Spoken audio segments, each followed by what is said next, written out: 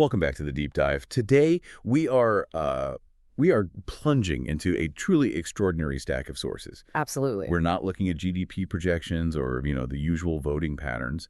We are engaged in a really intensive exploration of identity, of philosophy, and, surprisingly, theology. I have to say, this source material is utterly unique. It really forces you to move beyond the standard political critique. It does. And instead, you have to ask these fundamental, almost existential questions. Can a collective identity survive, let alone flourish, without a deep, shared spiritual and cultural root? And that's the mission today. We're here to unpack a deeply provocative analysis of regional identity within Canada.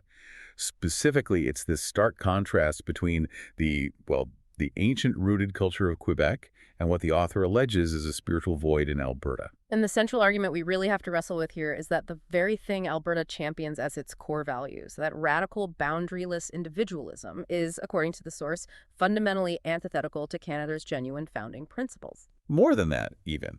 It's called a foreign imposition, something that guarantees fragmentation. Exactly. It's a recipe for dissolution. And the start of this entire massive argument is maybe the most fascinating part, the genesis of it. Oh, the anecdote. The source begins with this surprising personal story. The author, who says they are neither Catholic nor Quebecois, visited a small Catholic village church in Quebec. This was back in the summer of 2021. Right.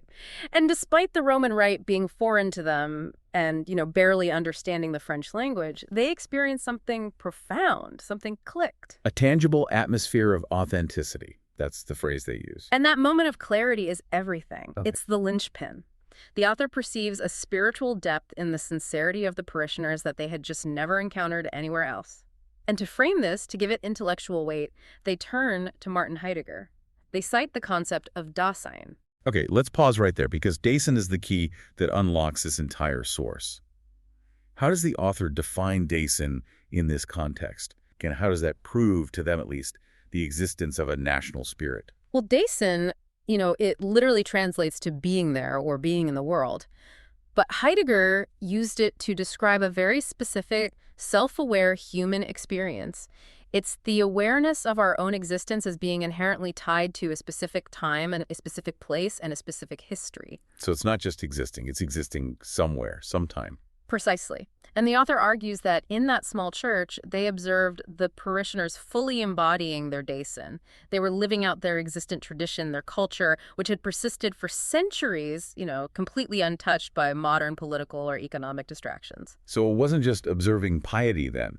It was observing the manifestation of a history that hadn't been erased, a history that hadn't been abandoned. Yes. The sheer sincerity of it made the culture tangible. And that is the philosophical bridge the author uses to connect an individual experience to a collective spirit.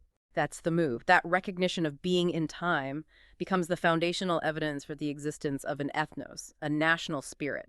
It means the people are their history, their religion, their culture. They're not just, geographically located individuals who happen to share a postal code. Okay, so let's lay out the roadmap for our deep dives into this really challenging analysis. First, we need to properly define this concept of national spirit and its alleged religious and even angelic roots. We'll have to get into some ancient scripture there and the role of saints. Right.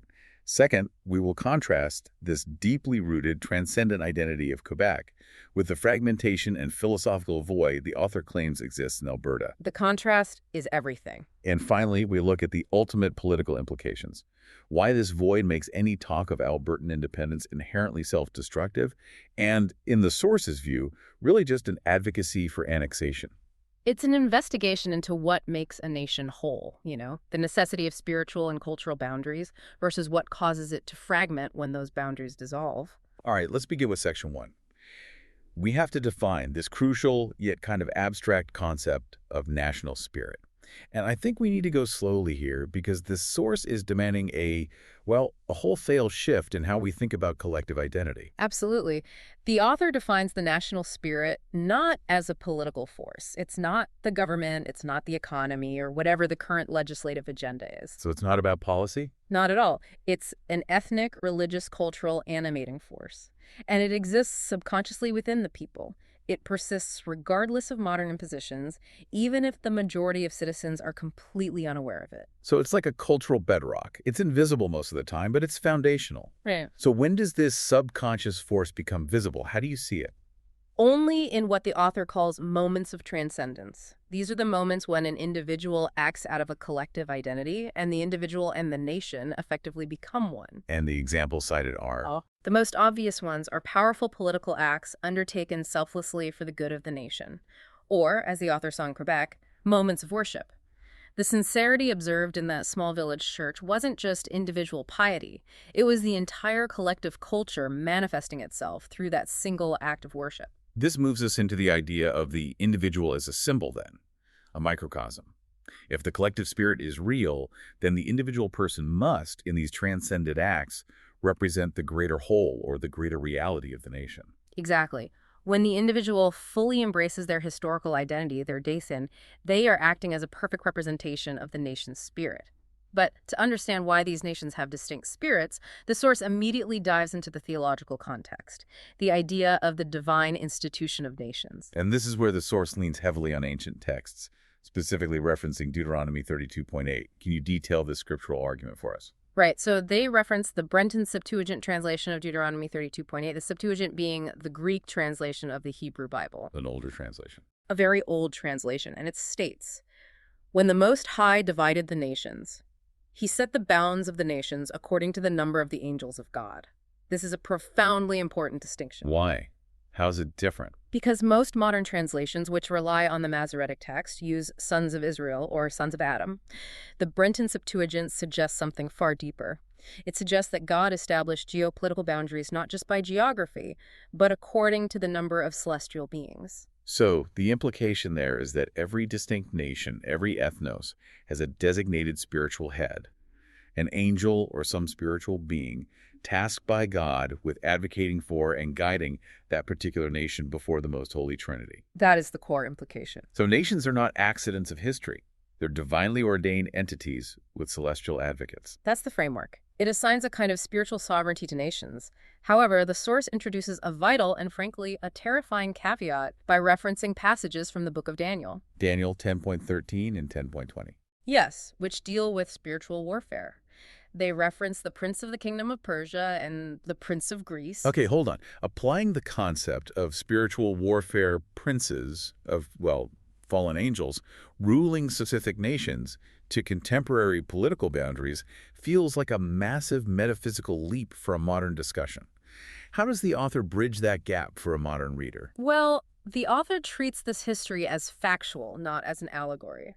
They argue that this tradition suggests that some of these spiritual beings are fallen. They've turned away from their original divine mandate. And the frightening possibility that arises from that is what? That if a nation apostatizes, if it abandons its core faith, its duty, its spiritual orientation, its spiritual ownership can be transferred. It can be seized by one of those fallen beings. This elevates political decay to a matter of spiritual destiny. That completely reframes geopolitics. We Very talk true. about economic alliances, trade deals. This source is talking about the spiritual allegiance that dictates the fate of a nation. It's on a whole other level. So moving forward in time, after Christ's incarnation, how does this idea of angelic headship shift, according to the source? The source explains that the incarnation was epical. It changed everything. Christians gained a fuller understanding of the spiritual realm, and humanity, now tangibly united to God through Christ, is able to act as intercessors. And this is where the saints come in. Exactly. The saints, people who lived lives of supreme virtue and fidelity, have joined this concert of heaven. They've taken up the role of spiritual mediators for nations. And this makes the spiritual realm less abstract for Christians because these intercessors were once mortal, historical figures. You can relate to them. And crucially, the personality or the dominant virtues of this mediator are supposed to be reflected in the national spirit itself. They use the powerful case study of St. George, the noble soldier and martyr. St. George is the shared patron of two nations currently in deep political conflict, Russia and England. An interesting choice. A very pointed choice. The source argues that St. George symbolizes fidelity, duty, and honor. These are traits that both the Englishman and the Russian of old sought to embody in their national characters. And it suggests that by examining the works of these nations, we can gain an awareness of St. George's own views on creation and human nature. This is where we get that beautiful literary comparison, demonstrating how the spirit manifests materially. They link the hopeful realism found in the works of Fyodor Dostoevsky in Russia and Charles Dickens in England. Yes, hopeful realism. And that term perfectly captures the spirit the author associates with St. George's influence. It's a worldview where suffering and injustice are deeply, deeply acknowledged. You think of the poverty in Victorian London in Dickens, or the existential angst and moral depravity that Dostoevsky explores. Right. But this acknowledgement is always paired with an underlying stubborn hope. A hope in redemption, in duty, in the possibility of a spiritual victory. The works of both nations, through these titans of literature, attest to a shared underlying spirit of resilience and moral commitment.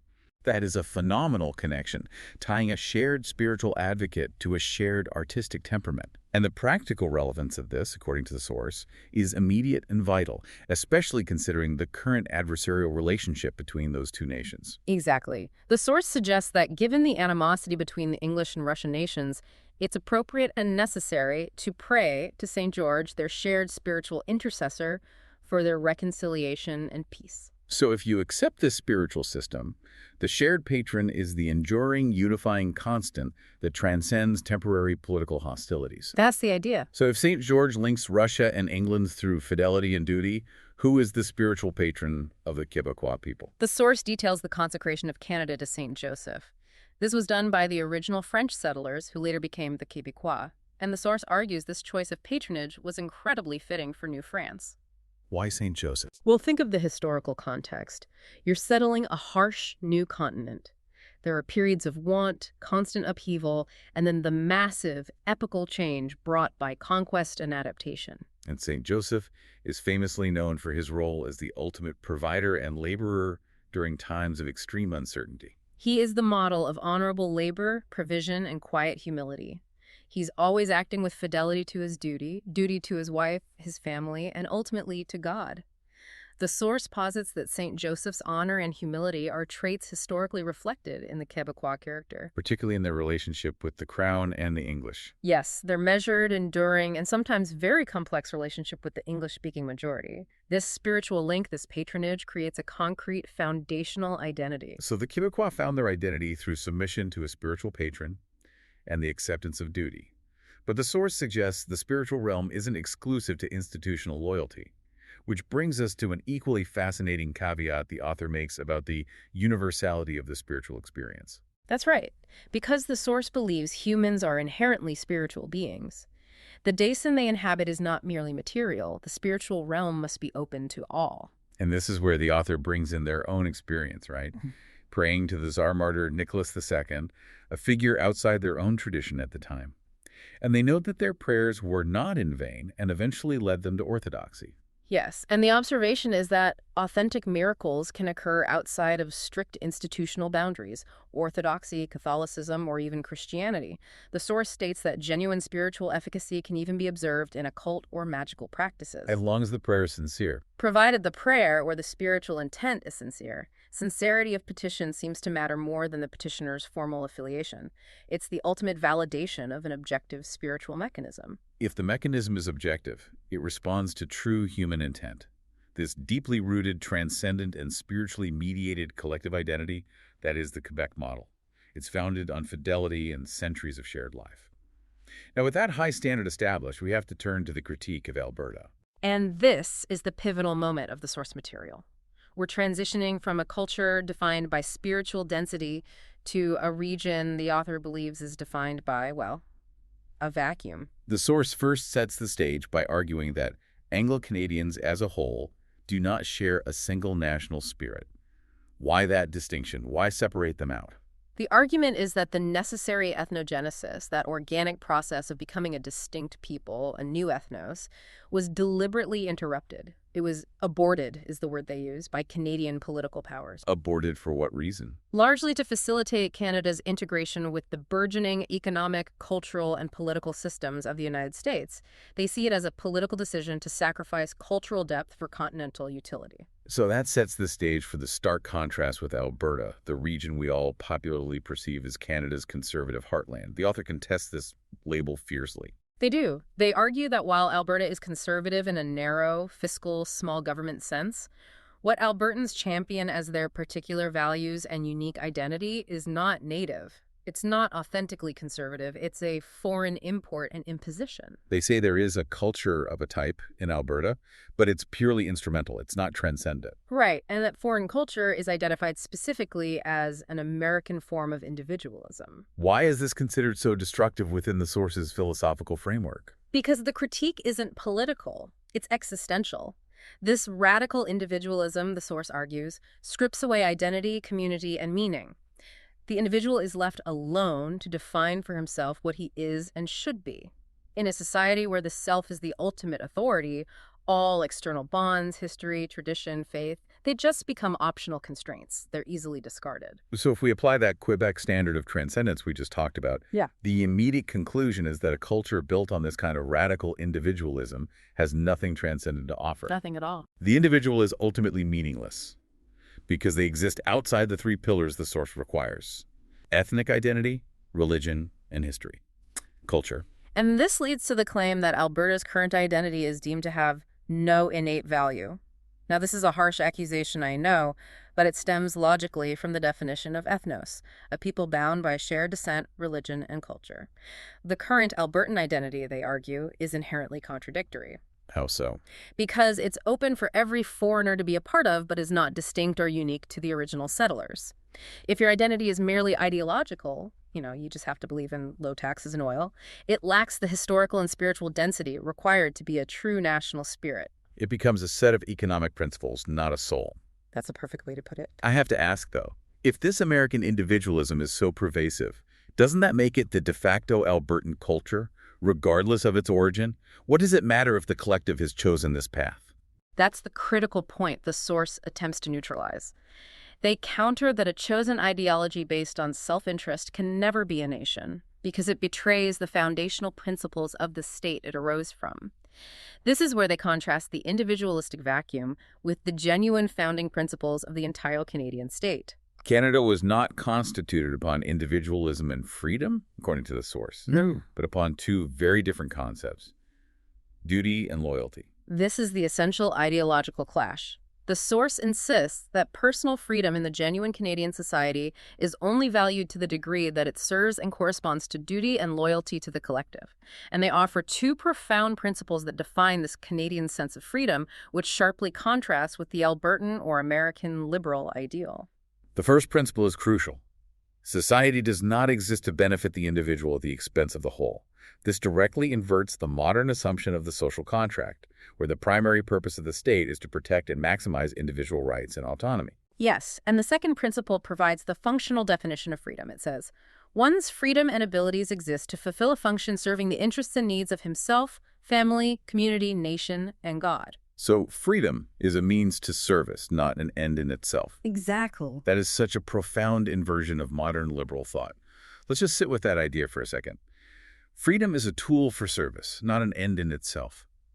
If you accept these foundational principles, the source's philosophical conclusion about individualism becomes, well, inescapable. The conclusion is that to work only for one's exclusive interest is self-destructive. It constitutes a betrayal of God, country, and family. The misuse of freedom, using it purely for self-aggrandizement, is detrimental to all one is meant to serve. And this is rooted in the concept of owed fidelity. We aren't born as blank slates. We are born into a series of relationships, familial, ethnic, cultural.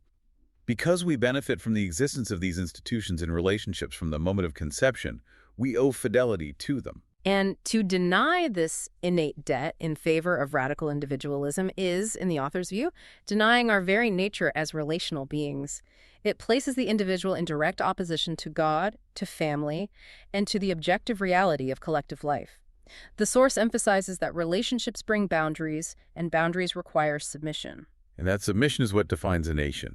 The source reiterates, a nation is that which we submit to, embody, and partake in.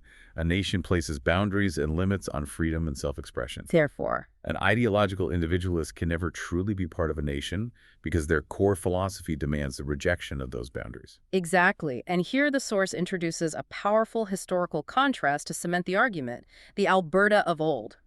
They argue that the current Americanized values are foreign and antithetical even to the province's own recent past. What did this Alberta old look like? What spirit did it embody? It was defined by the settlers and civilian ranchers who established the territory, and it was overseen by the Royal Canadian Mounted Police, the RCMP. This was a culture rooted in severe necessity and high risk. The ethos was one of community cooperation, deference to order, and collective duty. Things you needed for survival in a frontier environment. Absolutely. The law, represented by the RCMP, was an essential and respected boundary.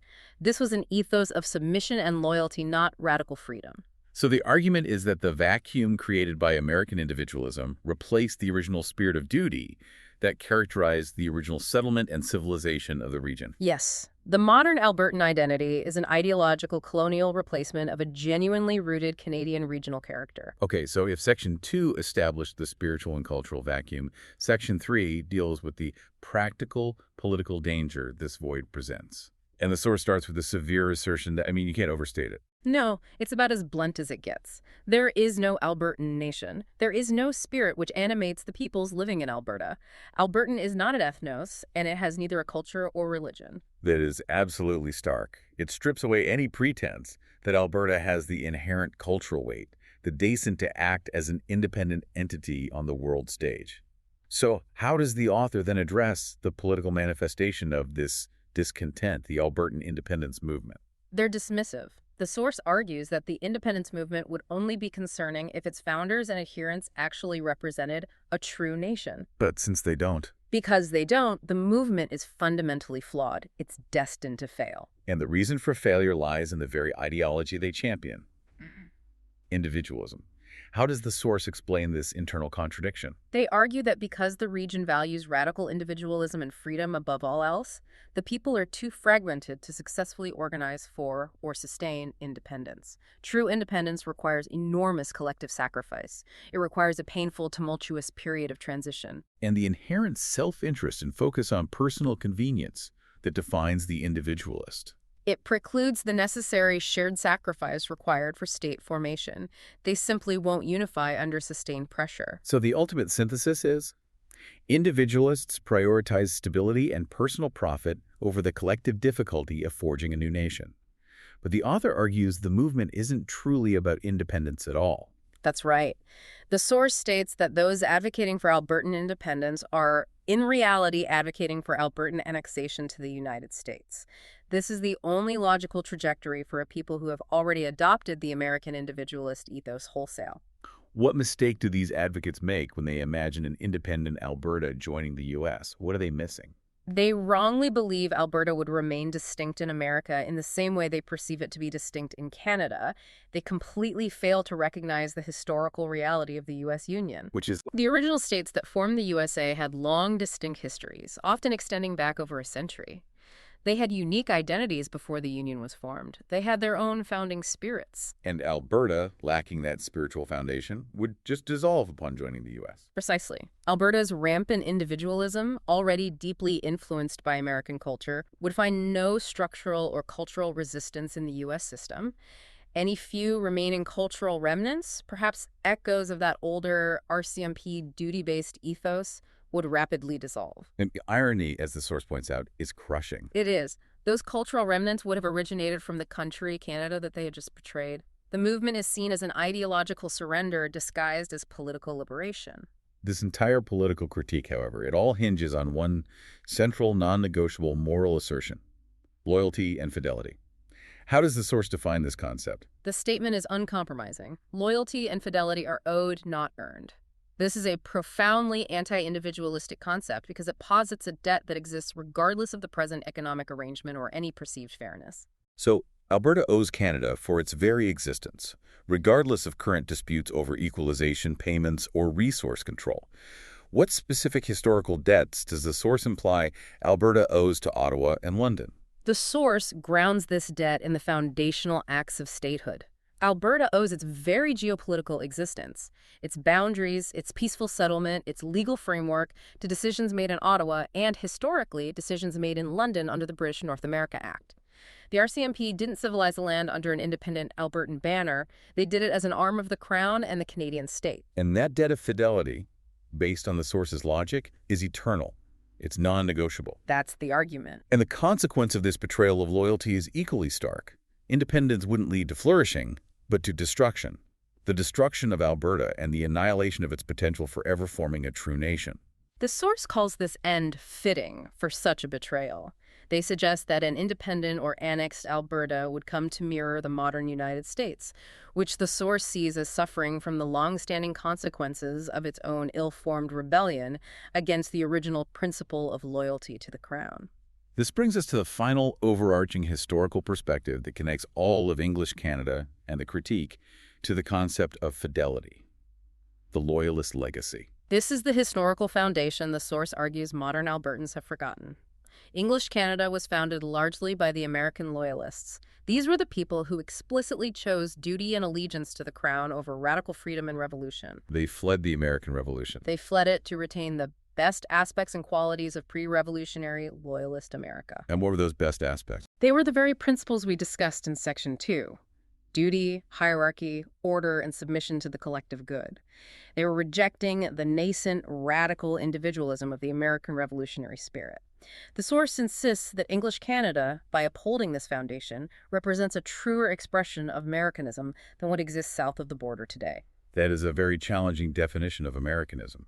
How so? Because it synthesized the demands of settling a new continent, the necessary dynamism and risk-taking, with remembrance and loyalty to those who settled the old.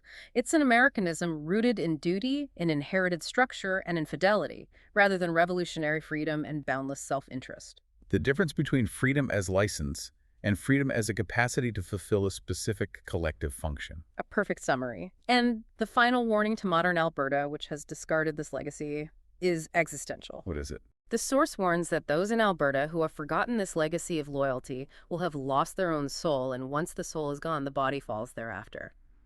It elevates the political debate entirely. It's no longer about resources or equalization payments. It is a matter of spiritual life and death for the collective identity of the region. We have completed a demanding deep dive today. We've moved from theological definitions of nationhood to a rigorous philosophical critique of regional Canadian politics. To summarize the insights for you, the listener, we move from the transcendent collective spirit of Quebec, rooted in spiritual patronage, fidelity, St. Joseph, and centuries of cultural depth, to the critique that Alberta suffers from a fragmenting foreign ideology, American individualism. And the source provides a framework where genuine political stability and authentic national identity are not based on economic utility or maximizing individual rights. They're based on shared spiritual allegiance, cultural boundaries, and ode fidelity. It fundamentally challenges the modern liberal assumption that freedom is the highest societal virtue. Arguing instead that duty and loyalty are the true cornerstones of any lasting collective. Exactly. It's a challenge to re-examine what truly grounds a collective identity. Is it simply a matter of shared borders and economic systems, or is it an enduring, subconscious, ethnic, religious spirit that manifests in those rare, transcendent moments of unified purpose? And if that spirit is demonstrably absent, the source argues, then the collective is not a nation at all. It's just a collection of easily fragmented individuals susceptible to ideological and political annexation by whichever larger power embodies their core self-interested philosophy. It's a heavy critique demanding that we look at identity not just materially, but spiritually. Which leaves us with one final provocative thought to mull over.